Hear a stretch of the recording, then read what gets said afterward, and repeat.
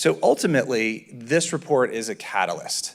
There are not a lot of answers in this report, and that's why we're here. You all are part of the answers. You all have to be the groups that are coming together, the people who are working with one another to solve the problem in Idaho. We can all relate to the nightly news, the story of somebody who is standing outside of a closed factory. Maybe they're in their 50s, and they say, "This is the only job I've ever had. It's all I know how to do. I want the factory to open up again. I want my job back."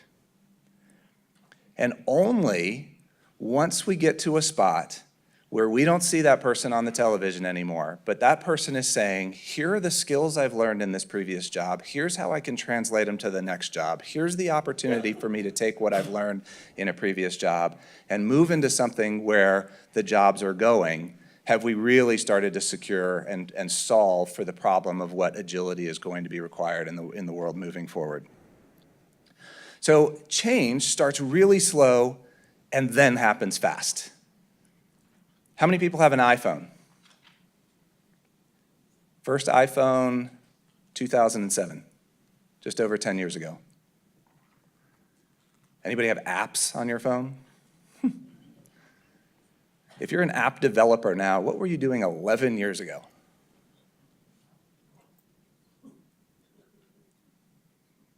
This is happening really, really quickly. Large scale, we walked in past all these tractors and everything as we walked in. 100 years ago, 30% of the American workforce worked on farms.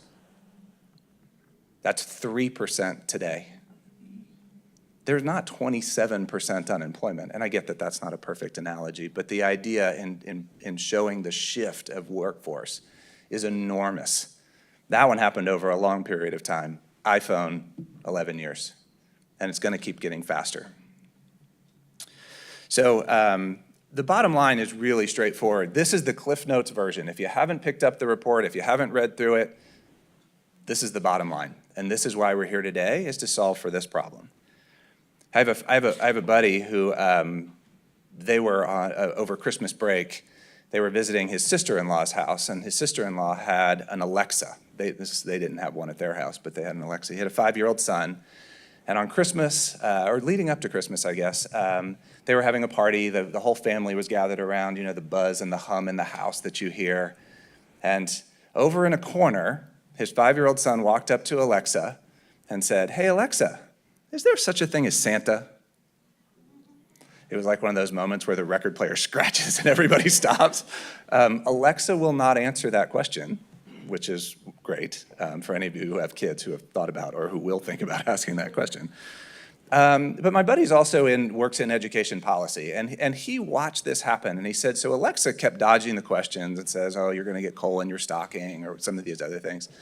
But he said, I watched my 5-year-old have an interaction with Alexa that lasted about 5 minutes. And he said, I couldn't help but think, how long before every child can meet artificial intelligence every morning in their classroom that meets them exactly where they are, never ahead, never behind, have the sum total of human knowledge at their disposal?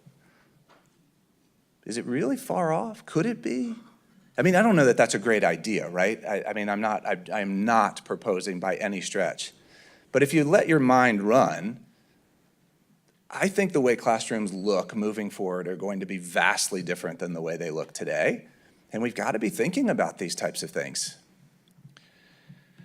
So how do we get education systems to adapt? How do we get it to move smartly forward? How do we make sure they have the great teachers in their classroom who are going to do the types of things that machines and robots and AI will never be able to do?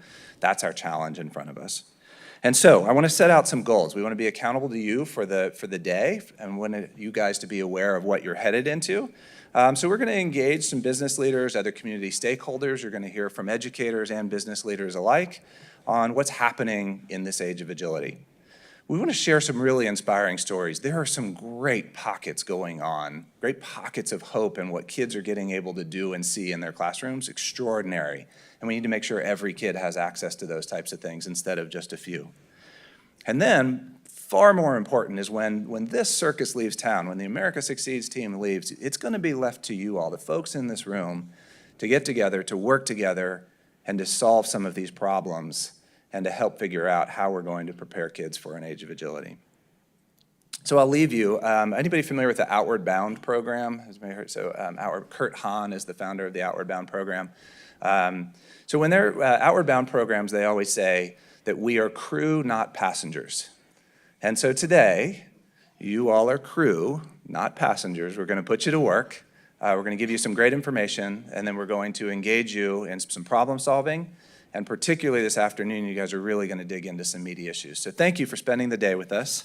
I'm going to turn it over to Eric Laram from our team, who's going to kick things off and put you to work right away. So thank you.